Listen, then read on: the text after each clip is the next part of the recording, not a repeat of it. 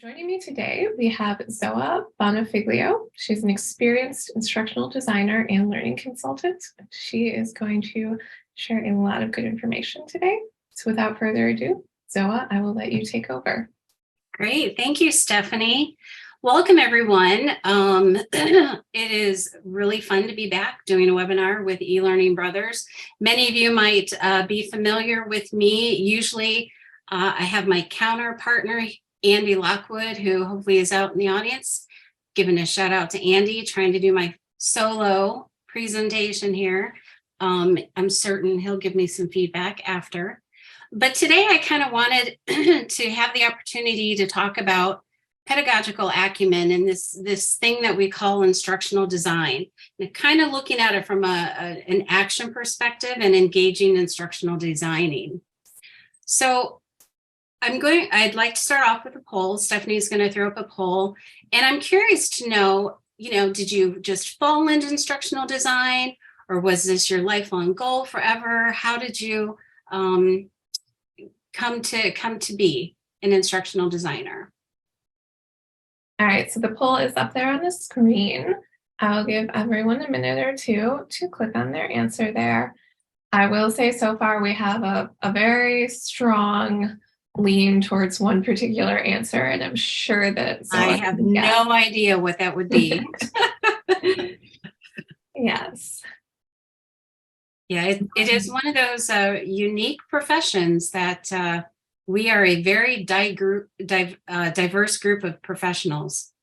All right, so I am going to stop that and I'll share those results. So is that what you were expecting? I was really expecting that. Yeah, I am not surprised. There's a lot of research and some wonderful reading material about becoming the accidental instructional designer, or just sort of falling into this. My own background is I'm currently working on a dissertation, and the individuals that I've had the privilege to speak to on this topic, the majority of them, even if they've come into this from an educational background, this is not the profession that they really thought about from the beginning. So that's very interesting. And I'm certain it doesn't surprise too many of you. If anyone's totally shocked about this, let us know in the chat, and we can certainly have a discussion about that. I'd also like to say anybody that knows me, I'm pretty laid back. So do not hesitate to ask a question, say, hey, Zoa, can you back up? Or, can you give me a little bit more about that? Or, hey, I really don't think that's my opinion. I love the conversation. This is what keeps me thriving in this field, is the networking and the collaboration that I've always found with instructional designers and e-developers. And I promise my tongue will work here eventually. So why instructional design, and what's this thing called pedagogical acumen? Pedagogy is certainly a term that anybody who comes from a background in K-12 public education, pedagogy is, essentially the understanding of learning, the different theories behind that. Typically, it is sort of attached to that K-12 public education realm. However, it has a much broader perspective. When we connect that with how we work with adults, there's a whole nother field of theory and research called andragogy. And individuals from that camp essentially said, certainly the learning brain has very specific things that it does across the board. However, adults, professional adults, adults learning different skills, have a different kind of way that you would approach curriculum design for those individuals. They have different motivations and different purposes. So we certainly know for adults, there needs to be relevancy. There needs to be a reason that they're going to take out time from their busy days and schedules to engage in this, or they just have a high curiosity about something they want to learn on their own. Acumen to me is this, it's the combination, or the place where theory and application combine. So this is your knowledge, how you engage your knowledge in making decisions in what you do. This is really important and something that we're going to talk about a little bit today, but definitely this is a two-parter. So today I'm kind of giving you the background knowledge. Session 2, we will actually dig into a fun case study that I've put together where I will be able to show you some of the different tools that I've created and different tools that I use and different ways that that can be applied when you're working with a subject matter expert and when you're working with specific content for a group of learners. So the decisions that you make in that entire process is your acumen. So where is your knowledge helping you make decisions, helping you create what you need to create and do what you need to do? Good to know these things, because that's where you also then can do the self-reflection and realize, well, you know what, actually, I kind of need to know a little bit more about X, and you can go off and learn those things. One of the things that I did learn with my research and different things that I've also read of other research is many instructional designers, when asked to give advice to other or newbie instructional designers coming in, they talk about it is critical to be lifelong learners. This isn't unusual for people who work with learning, that they themselves need to be lifelong learners. And that certainly falls under your acumen, your self-efficacy, and what you're bringing to the table. Now, what does it have to do with anything? So instructional, when we think about building the instruction and how we are making those decisions, it really will be important to consider, are you coming at that task from a learner having the learner at the center of that decision making, or is it more content focused? And a lot of this really depends on the environment that you're working in. If you're building things for academia, if professors are giving you things and you're just turning that into an engaging course where people can click on things and you're using all the authoring tools or whatnot. Or if you're sort of just, looking at the content, maybe, a subject matter expert who's been tasked with building something is definitely going to come at this from a content perspective. The learner perspective is really thinking about how that learner needs to access the information, how the learning brain operates. Those things come from decades and decades and decades, if not centuries, if we go all the way back to Socrates, how individuals engage with learning and what the brain needs to learn something. And by learning, we're not just talking about information dumping, right? We're actually talking about transfer of learning. The ultimate goal for a design and what we develop is for that learner to be able to take the information and apply it in some way, effectively and efficiently. And somehow that needs to be analyzed and we need to assess that. That's essentially what we do. So coming at that from a content perspective is sort of leaving the learner in the background, because we're forgetting that they have specific needs and we might be throwing too much at them. So we need to know how to scope and sequence the content to make it easy for that learner to digest and consume. And so I just mentioned the scope and sequence. So from a design and development perspective, I see these as two separate things that have to collaborate together. And it's great if you're one of those individuals that, is kind of like the all-star and you know how to design and use all the academic theories, and you also understand all the tech stuff with the authoring tools, you know how to, manage the LMS, and, you're a gatekeeper of all of that. That is really, that is hard to do, because both of these have such demanding roles when they're done effectively and efficiently. And when you consider best practices of somebody who's building a house, they don't usually just go out and start building a house, right? There's an architect that has drawn out the design and they've done all the measurements and they've made sure that there's 4 bedrooms, not kind of 4 bedrooms, or there's this one big giant warehouse studio with no bedrooms. Somebody has to have that plan, and it takes an expert skill to be able to draw those plans so that a contractor can then step in and take those plans and begin to task out what's going to be done. And very often at that point, they're working together. So for me, instructional designing is building cognitive bridges. Any questions so far? I'm not sure if you're just going to cut me off, Stephanie. Feel free. Like, I will can jab jump in around if for you days. have questions. We're getting some comments about seeing the andragogy and pedagogy as ends of a range. So it can be kind of like a spectrum that play into what you're teaching, depending on what you're teaching. Yeah, so I agree with that.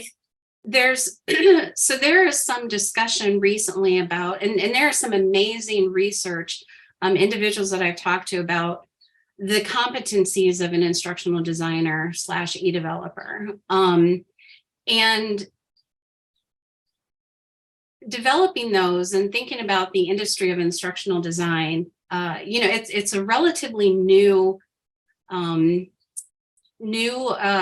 profession. Certainly became very critical during COVID, right? Did everyone's jobs just like, get immediately crazier, a little bit busier? Everyone needed everything online because everybody was stuck at home.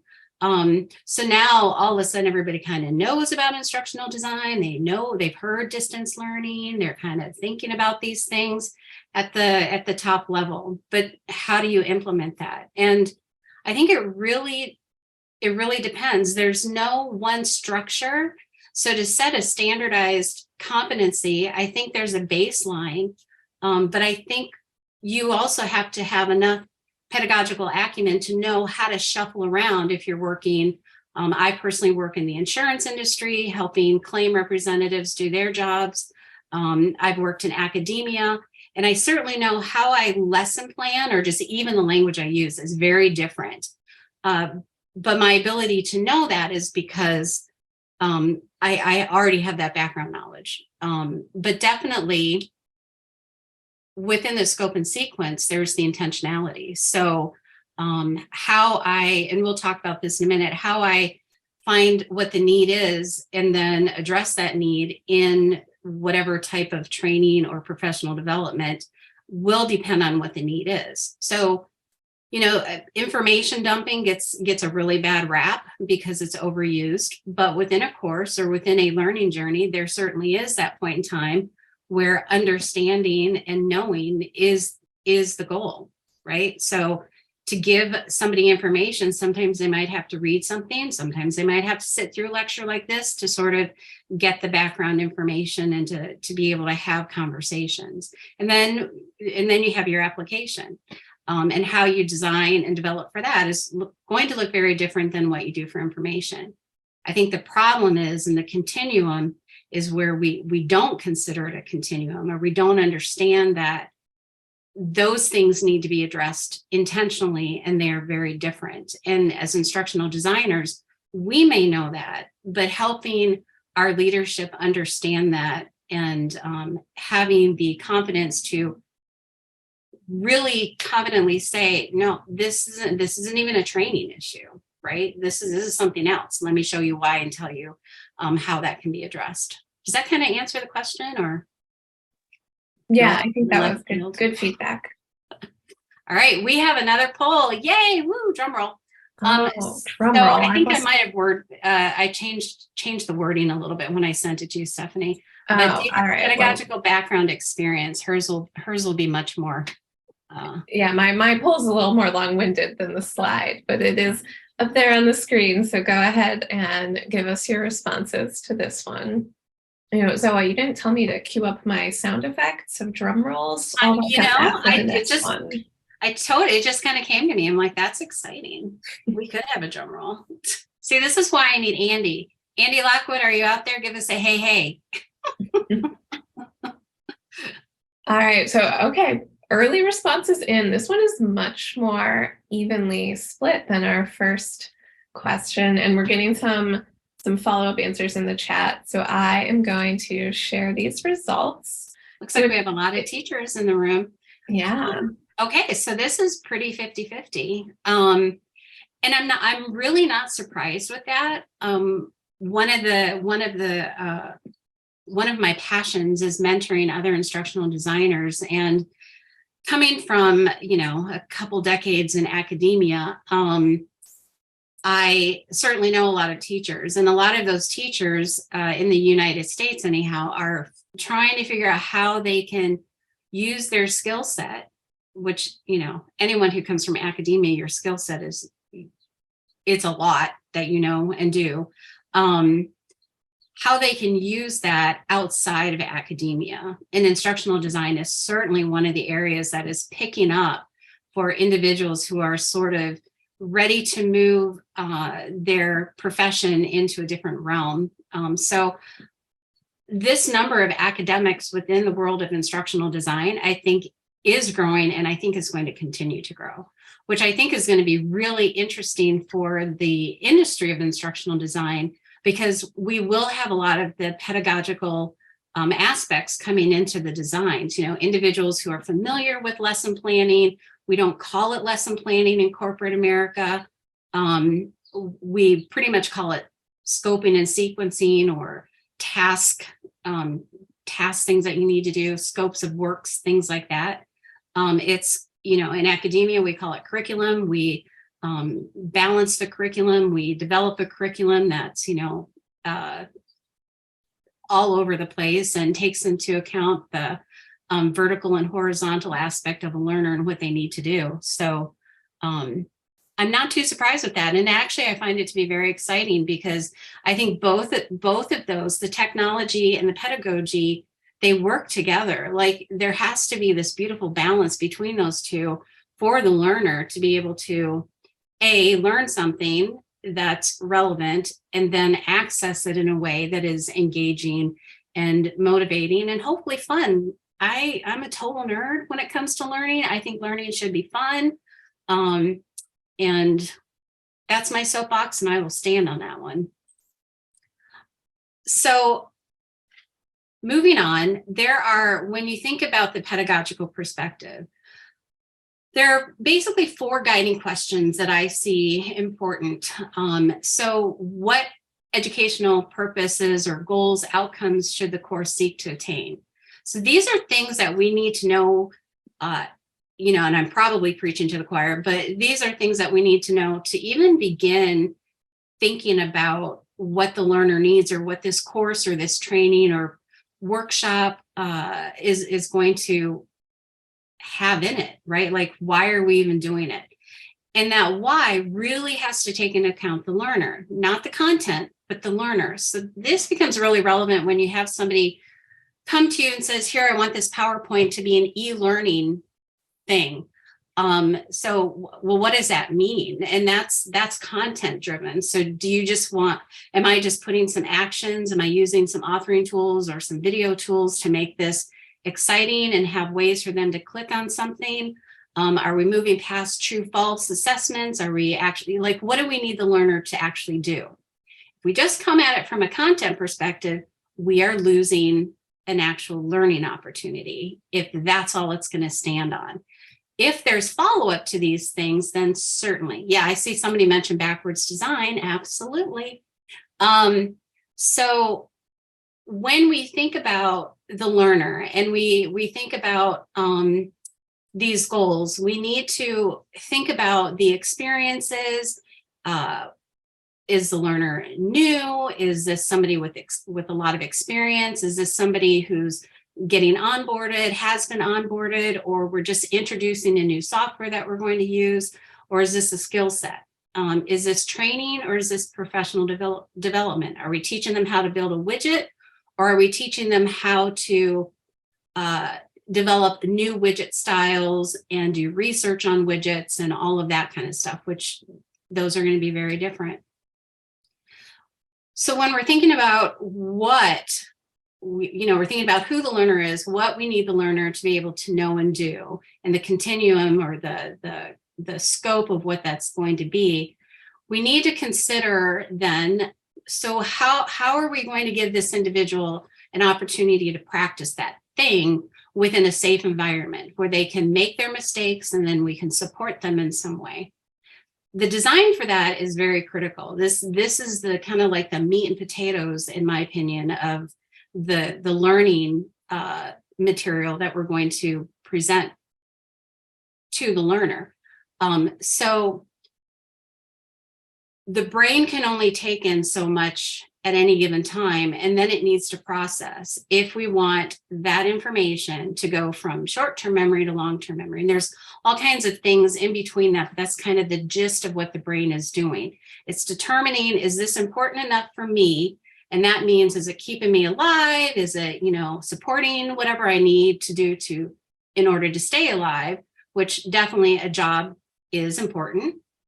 Doing a job well is important because that provides an individual, the brain, with money to buy groceries and to have, a roof over their head or whatever they need. So we need to help the brain understand that this is important. And when the brain processes it, it goes into long-term memory. All of those, what happens in those first two bullets is kind of answering that question. Now, this third bullet, the actual action of doing that thing, is what's going to help the brain really understand, oh, okay, this is the new thing I need to do. Now, do I want to change that into a new behavior, or am I just going to throw it somewhere and see if it comes back? So this is where, like, if you are thinking about backwards design and what that learner is doing at the very end of this thing, how are you supporting that? Are you just giving it to them a one and done? That's not going to really help the brain move to a new behavioral change, right? That's kind of the information space. And if you're fine with them staying there, if this is a job aid that they're just going to come back and review or be able to use, then that's fine. And you should be upfront with that for the learner to know, okay, I'm just going to download this or paste it to my desktop, and that's, it's there when I need it. If this is something that they need to internalize, like, driving a car, it just becomes automatic, then stopping at that information space and not providing activities or some kind of real world scenario way of thinking about it and doing it is not going to help the learner transfer that knowledge to that space. So there are many, many, many different methods to do that, and many, many different choices that you're going to make. And this is where that pedagogical acumen comes into play. So are you going to, think about Bloom's taxonomy, which is one of several taxonomies that you can use out there. Are you engaging, thinking about, Kirkpatrick, like, are we at level 1, level 2? Are we going to push this all the way up, through level 4 and 5? Are we going to get creative about this? Like, how are we going to do that?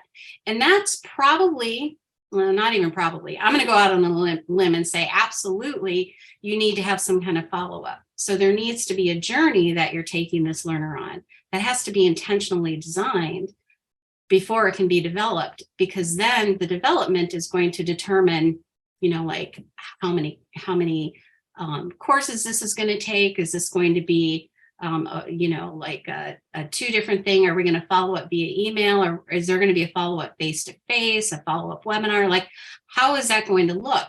That has to be decided before a developer can come in and say, okay, I can, here's what the webinar is going to look like. Here's what we're going to do.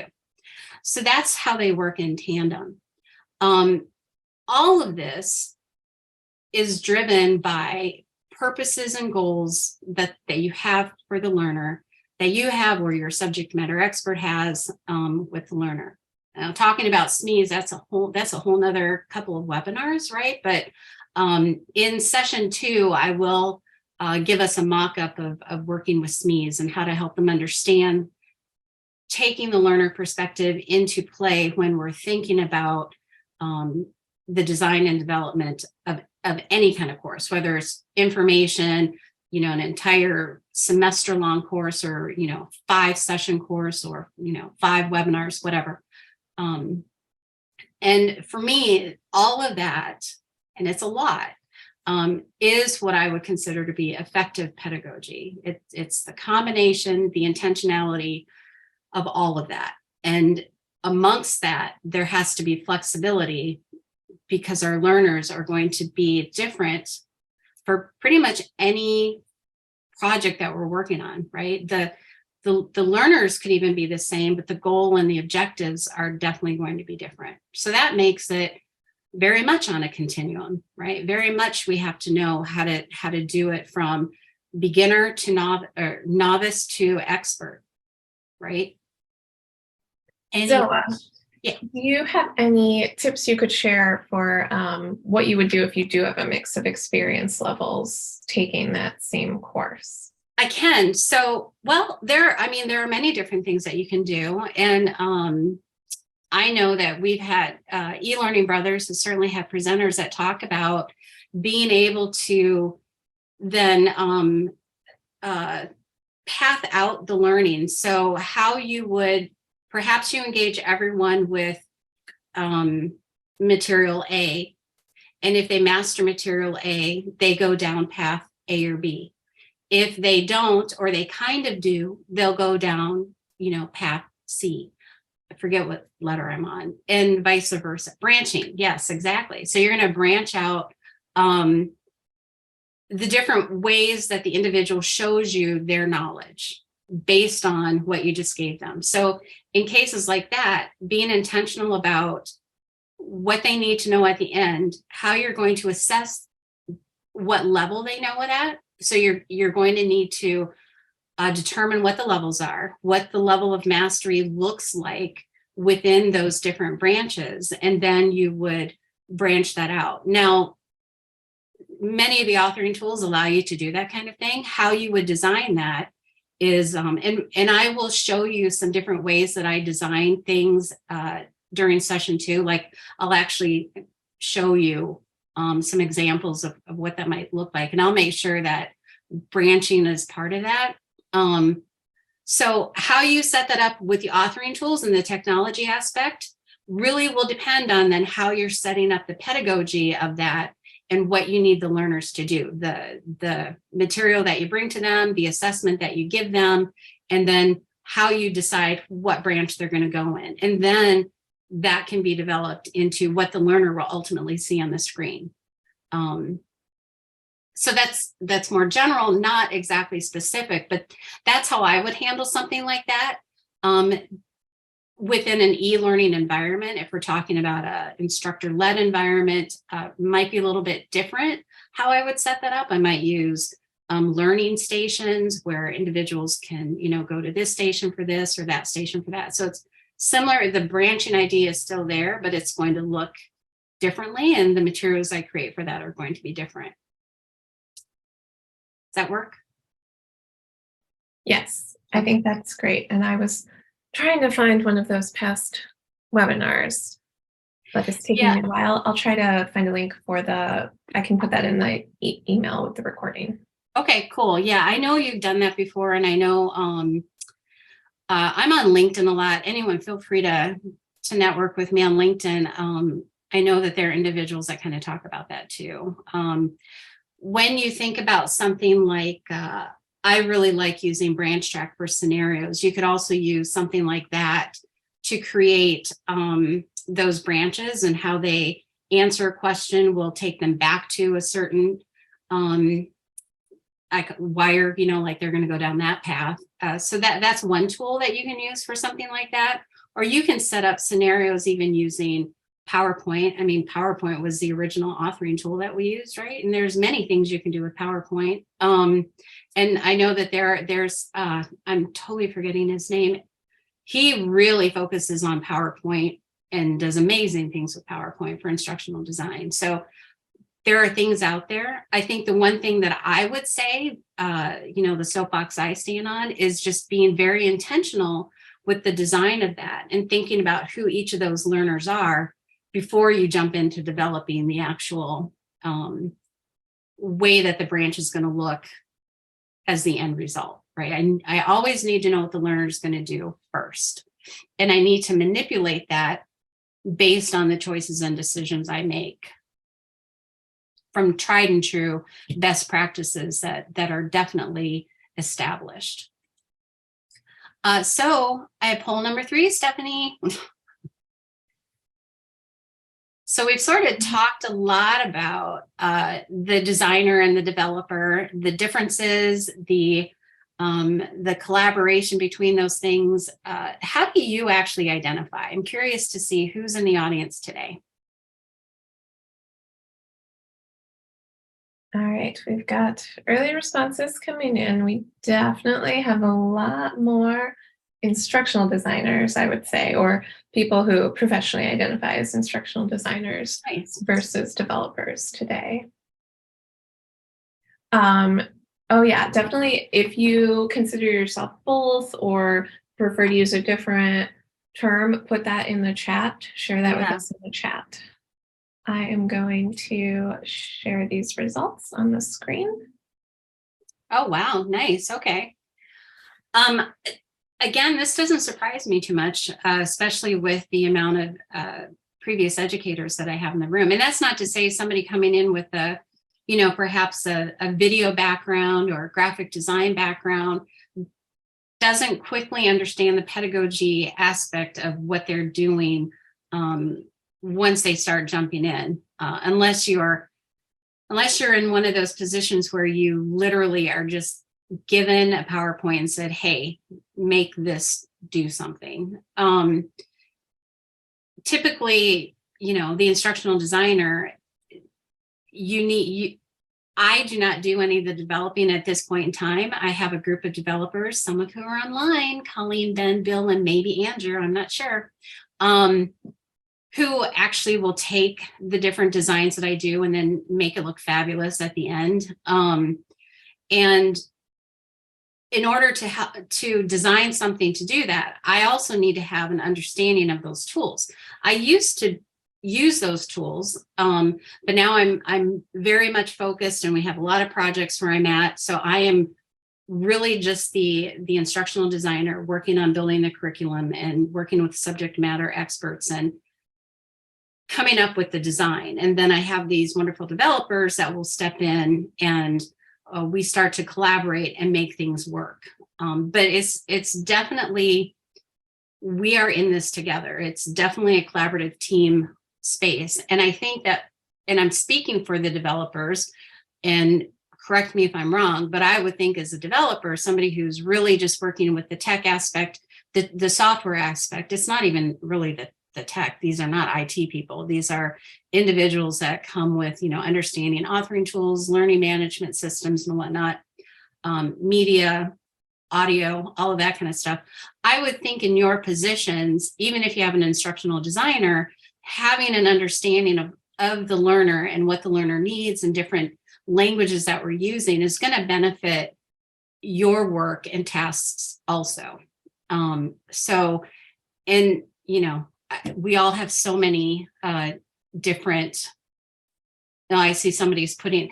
There are a lot of different names for instructional designing. There's a lot of different names for what we do, and this is one of the areas that it would be really cool if, as an industry, we could figure out what we are, like what is our professional identity, and that could mean that there's again a continuum of what that is, but it's very hard.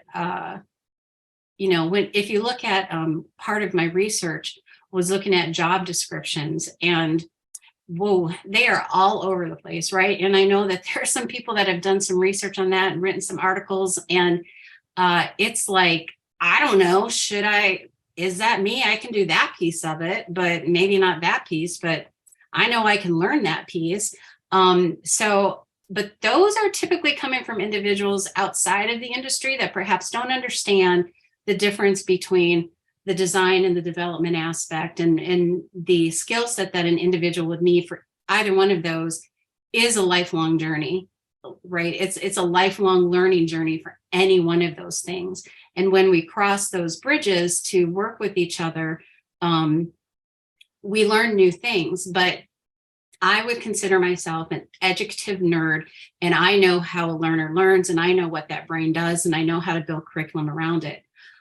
That is my expertise. I am not a developer in the sense that is what I want to spend my 8 hours a day doing, right? I want to work with people that have that skill set, because my brain is too busy remembering all of this other stuff.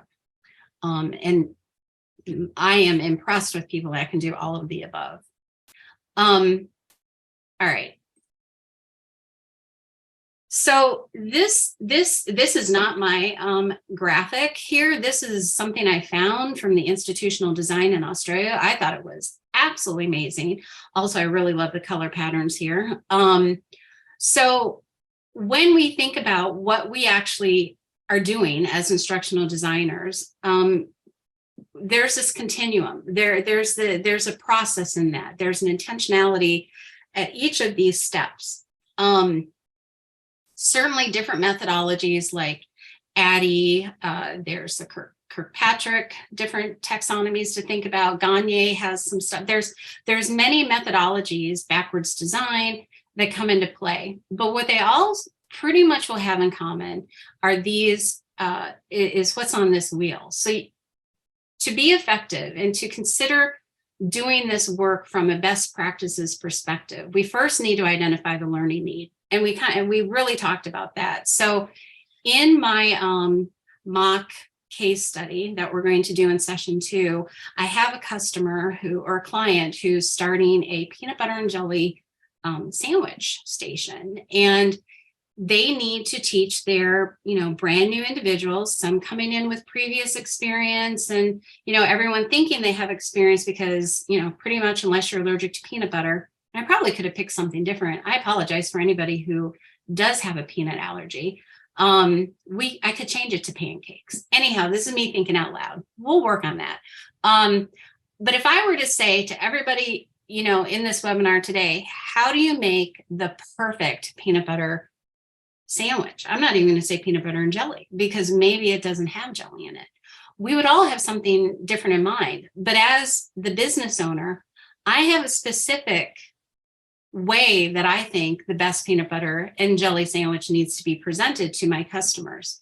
So I need to identify the individuals that I'm going to have create these peanut butter and jelly sandwiches in the process that I want them to do it. Like, where are you coming from? Is the need going to be, I need to go right all the way to the beginning and, talk about how you bake bread? Do I need to go that far back? Like, do they not understand what bread is? Or do they understand that there's different types of peanut butters out there? Like there's crunchy, there's smooth, there's natural. I need to identify where they're at. And so there are different ways that you're going to do that. Pre-assessments, pre-practice, different things you can do, but you definitely need to identify what the learner need is, because that's going to then determine the different objectives that I put out there. So I need to think about what is the objective. And here's where backwards design really comes in handy, because you have a picture of what that individual needs to do at the end of this. And that helps you set up these learning objectives. Those I typically then will turn into benchmarks or performance indicators and determine, like what are the different things that I actually need them to do. And that helps me keep on task. And I will share with you how I do my benchmarking with some example of my benchmarking next session. So from all of that information, we get into the architecture. Right now I'm building the structure. There are different ways people do that. I use a combination of PowerPoint. I work with different texts. I work with scripts. I do storyboarding. And how I organize that is really important. And I will share some of that expertise session 2. But like I said, I use PowerPoint. I'll use, pretty much the Microsoft suite. OneNote to help the communication between myself and the developers and the different tasks that need to do. I create a scope and sequence, and then I create a scope of work. And in there is the entire plan for what this learner is going to do, right down to job aids, videos that they're going to be engaged with, assessments, practices, scenarios, all of that is in that plan. And I've laid that plan out before my developer really jumps in. So all of that, the designing, the developing assessments to make sure that the objectives are getting met at whatever level we've determined the need is at. And then we can start to really think about what are we going to have them do? Is there a theme for this? Are we going to do one of the things that I and the developers that I work with that we just did, we did a course and it was around like superheroes. That was our theme. And so we broke it up and we had activities on that theme. We created the color board and all of that kind of stuff happens. And at this point it is very much a collaborative space. But it's still very intentional, because I don't want my learner all of a sudden noticing something weird. And now their learning is like, why is that over there? Why did that gorilla just jump into the scene? That doesn't make any sense to me. Now their brain is like totally focused over here instead of over here. So part of our job with that intentionality is knowing how to keep the learning brain focused and when to allow it to digest what it needs to do. And there are different ways that you can do that. And then to move on to the next chunk that you're going to give to them.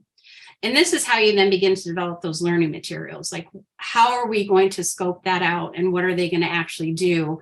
And how do those build on each other? Am I going to allow the learner to just kind of go into a space and explore, in an iterative kind of way? Or is this going to be a linear thing where they have to finish A to go to B to go to C? And to get to A, B, and C, or to get out of that space where they get to explore, what do they have to do to show me that they've done that thing successfully, or to what level of success? And then I'm going to send them down the hall to another room. All of that has to be planned out ahead. And that's what the materials do for you, right? Those are the tools to help the learner get to that space. So then we also, within that, we talked about the evaluation tools. How are we going to create those evaluation tools to know what the learner is actually transferring? Like, how are they transferring that? Are they transferring it in a way that we wanted them to? And so in implementing the learning program, you're thinking about all of this and how you're developing that within the space. Are you doing a SCORM package? It's going into some kind of learning management system or a content management system? Or is this something that's being presented in an instructor-led design, a workshop in some way? Is this a webinar? All of those, how you implement that learning program is going to look different. That obviously needed to be considered earlier on as well. Like, how are we housing this thing? How are we going to package this thing? Will really impact the learning materials. Now, that can happen a couple of different ways. I personally don't think that the learning management system should dictate the material and how my learner approaches their material. But I also understand that I don't always have that choice, right? So I need to constantly be thinking about my pedagogical acumen and the knowledge I have about authoring tools and LMSs, and how am I still going to keep my learner at the center with what they need, but I might have to compromise or be flexible. It's hard to do that if you're not familiar with those things. So as lifelong learners, we need to understand those things as well and use them very intentionally. So when we think about Kirkpatrick, and very often these programs that we're developing, these learning opportunities, will kind of stop right there. I really think a very important piece, and one that can be challenging, I have found it to be challenging to promote, to say, this is an important piece, we need to do this thing. Here's where the data comes into play, and how we're going to use the data that our learners are showing us and telling us what they can and can't do, or what they need or don't need, is going back and then evaluating, how did this program work?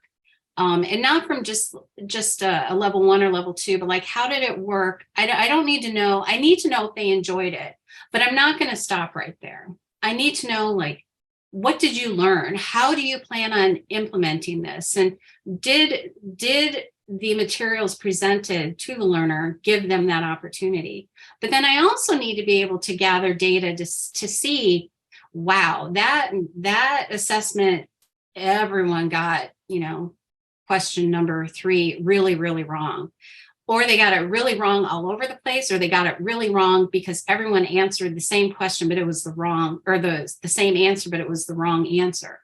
I need to be able to analyze that data, go back to the program and see, where did my design kind of fall? Where's the gap in there, and how do we fix it? So those are all really important things. And I think I'm probably, how am I doing on time? Because that was it. Do we have any other questions Great. or? We're doing great on time. I don't think we have any questions. We do have, some people are chatting in the live chat about different storyboarding tools. I think a lot of people use Miro for mind Oh, mapping, and I've heard other presenters recommend that one as well. Someone is also suggesting Smart Sheets. I'm not as familiar with that one. I love Smart Sheets. Yeah, I tried to get that one. I tried to get my company excited about that one. We're still working on that. I personally use it and stuff I do. So yeah, I agree. I think this would be a great time. Like, let's talk about some of this stuff. I don't know, Stephanie, people can chime in or what we want to do. Yeah. So if you have any questions, put them in the chat. Hi, Lindsay. Good luck. Yes. Heather also said there are some great AI tools that can assist with design and development. I know that's very new. Some people at ELB Learning are very excited about AI and playing around with all the different things there. Yeah, I have I've always been interested in AI and just the whole virtual augmented reality kind of thing and the ways that could support that practice piece that we have and that exploration piece, scenarios, all of the above.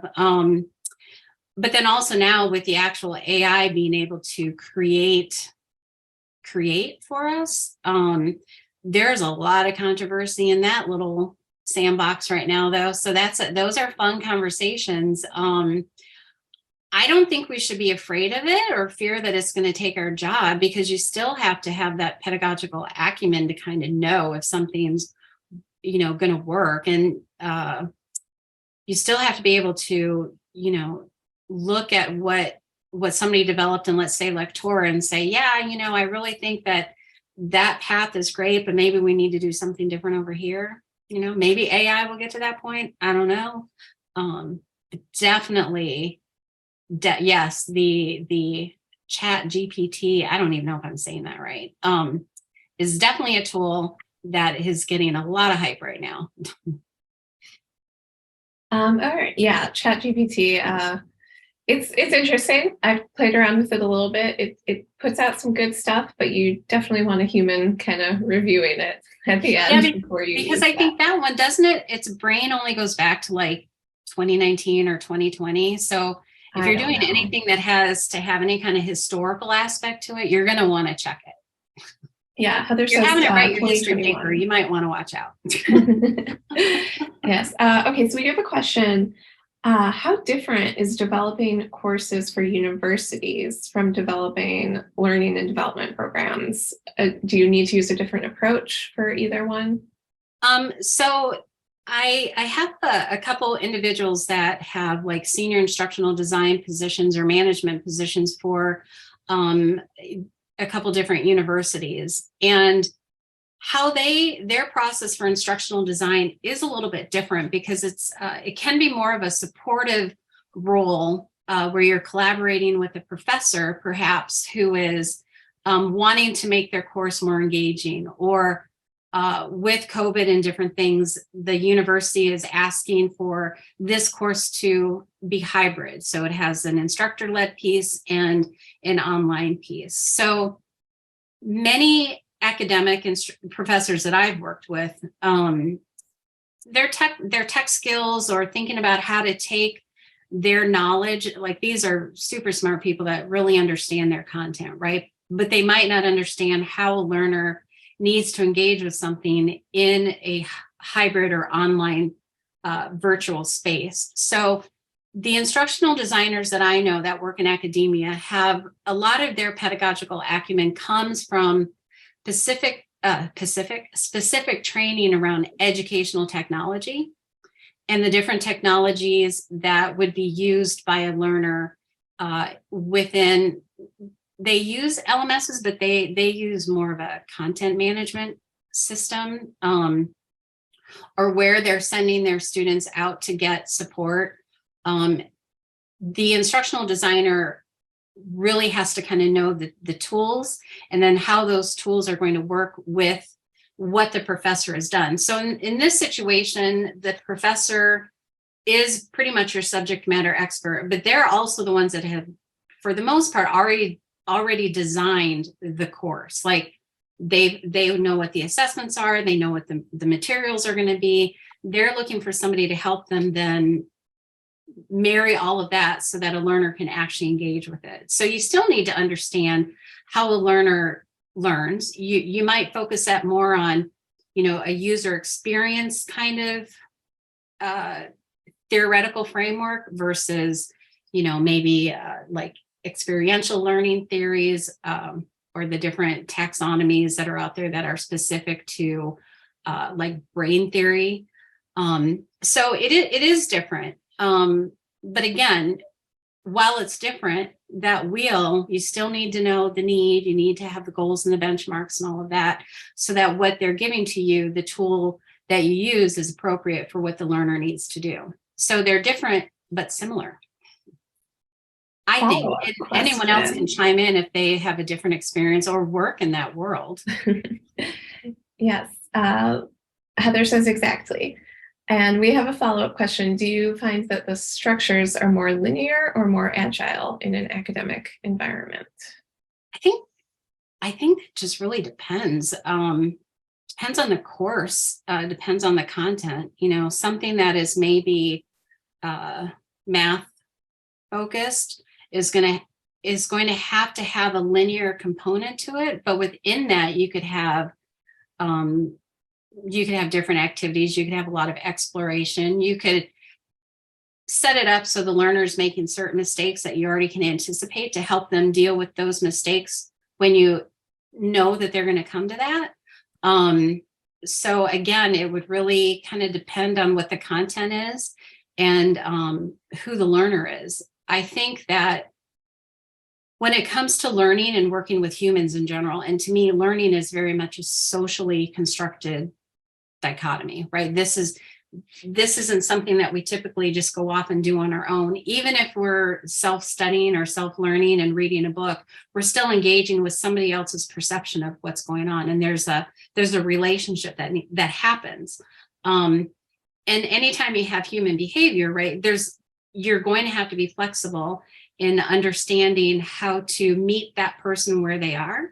And that automatically is going to make things different, but not so different that I'm just creating this one thing for this one person, right? There's still those standards that kind of need to be in play.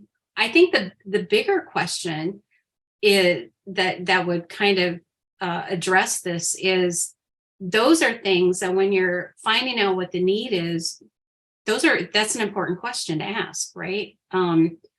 What is this going to look like? What area are we looking at? How is this going to be different than, how is a math or science lesson going to be different from lesson on how to be a nurse or how to study anatomy? Those might be very different.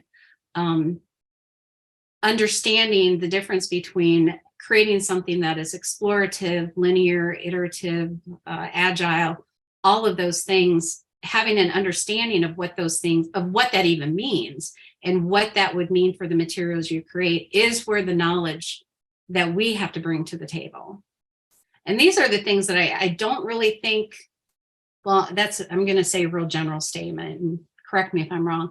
I think a lot of individuals who create these positions don't understand the level of knowledge that an instructional designer needs to bring to be able to understand just even those 4 different ways that you could jump into this learning. Having an understanding of that, it's a lot of work. That's a lot for our brains to have to know, and to know at a mastery level, so that we can, shift and make decisions very often, like right there in the moment, as to what we're going to do, especially when we're talking with our stakeholders who may not have, and I wouldn't expect them to, but may not have any understanding about how the learning brain actually works. I wouldn't expect, a corporate CEO to understand that. That's my expertise, right? That's what I bring to the table.